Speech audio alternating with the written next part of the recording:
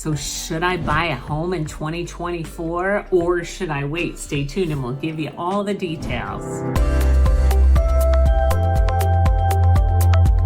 Hi, this is Joy Larson with the Joy team in the Keller Williams Greater Cleveland market. Thanks for joining us today.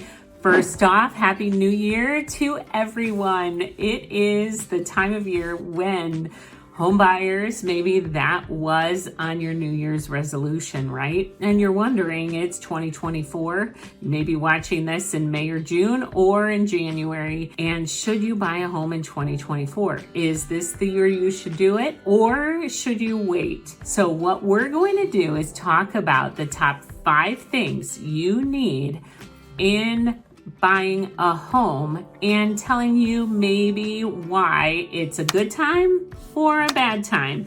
So make sure to stay all the way to the end for my specific prediction on what people should do. All right, let us dive into the first thing.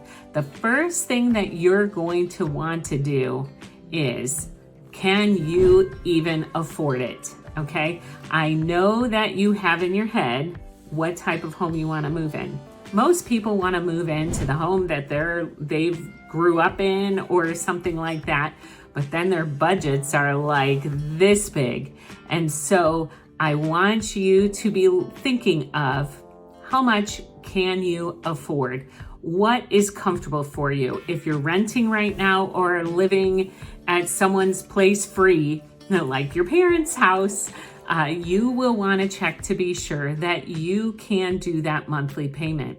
Now, the one thing that I recommend is that you have 3 to 6 months of savings in your account. That is for any emergencies that come up, because with home buying, once you buy a home, there is not a lot of forgiveness if you start missing mortgage payments, and you don't want to start off and be stressed out, right? Because this is supposed to be fun. So that is why look at your account, see how much you have in there.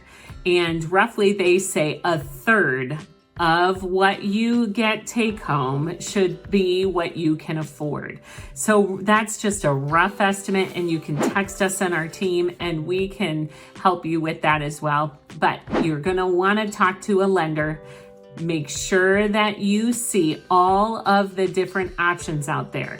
There are different rates depending on how much you put down. So guess what? If you've saved a ton, you might have a smaller interest rate, but you just have to check what's out there. The second thing that you're going to want to do is make sure you are technology savvy. In this market of buying a home, you're going to want to get on some portal.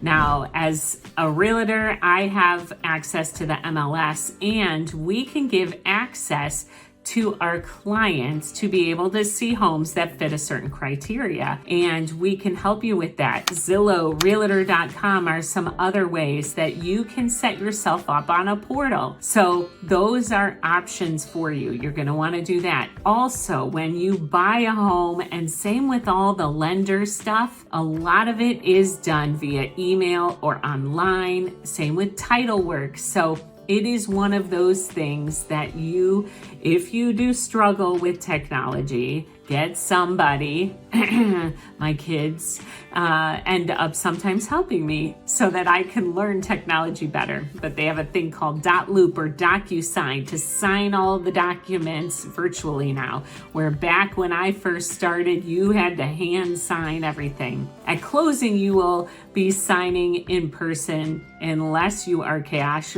but it's one of those things. The more technology savvy, the better. Then you can search online as well. One of the other things that you can do is to see video tours online, because a lot of agents have put that because of COVID.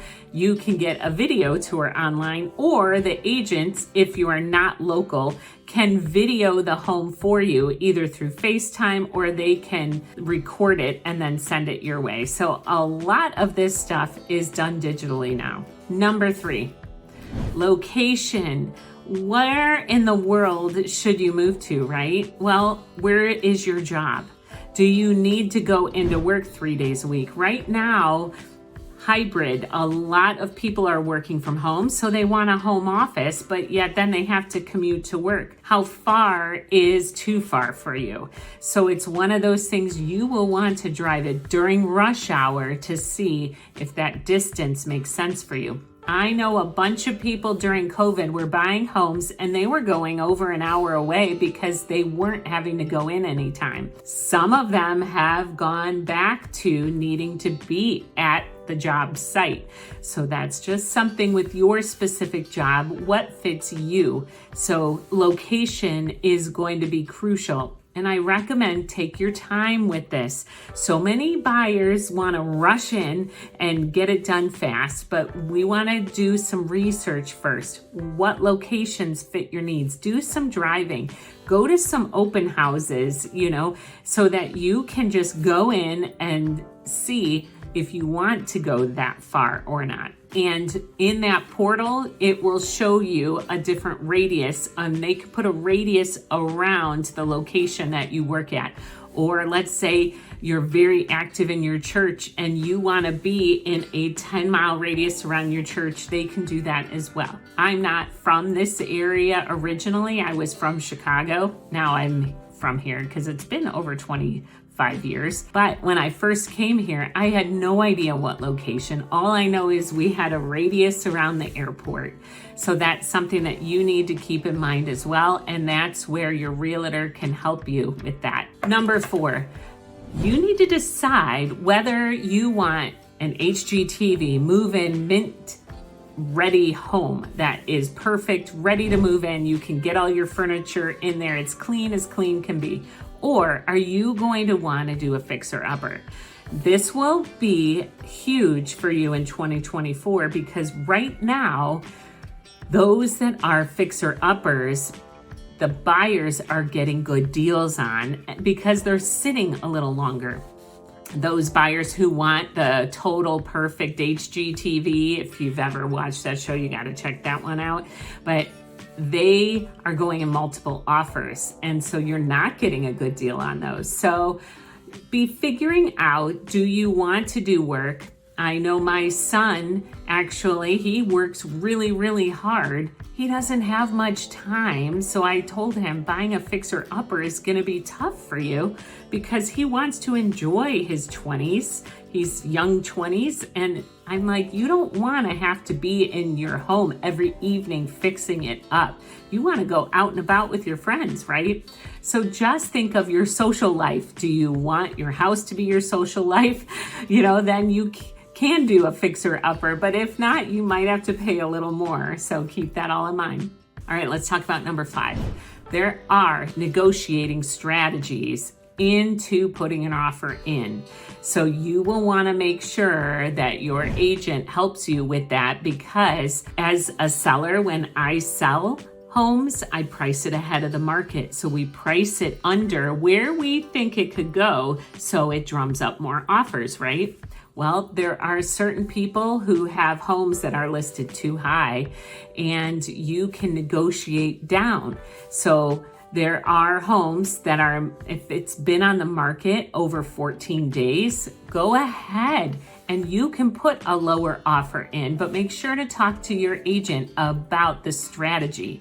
So they will help walk you through that. And that's why you want to partner alongside with someone. If you need someone, text us and our team. And if we're not in that area, we'll find someone to help you as well. All right. Now, I said stay tuned all the way to the end.